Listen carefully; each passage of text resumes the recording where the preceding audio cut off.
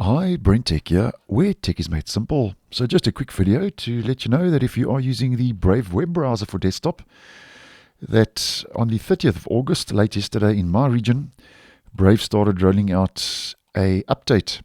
Now this is a point release update and is a double-sided update. So it includes a maintenance fix and also important security fixes that have rolled out for the Chromium project, which the browser is based on. Now, after this update has been applied, which I have found in the Brave web browser, the updates do update themselves automatically in the background quite well compared to other browsers.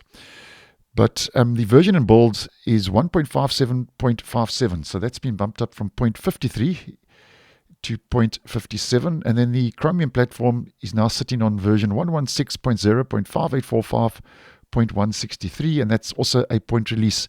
Now that Chromium platform update is important because it does include a weekly Google Chrome security fix that rolled out, which I posted on yesterday. And this security fix for the Chromium platform is just a single security fix which addresses a use after free exploit, which is a common exploit in the Chromium-based web browsers, and carries a severity rating of high, which is your second highest after a critical.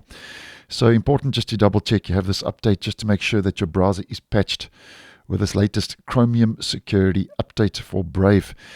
Now, just looking at the maintenance side of things, there are two security fixes that have actually rolled out for the actual Brave web browser, which are affecting the Wayback Machine. So there are two security fixes for the Wayback Machine. And there's also an add-on and a minor bug fix, basically regarding code on Windows if you are running the browser on Windows, which is an under-the-hood tweak and adjustment.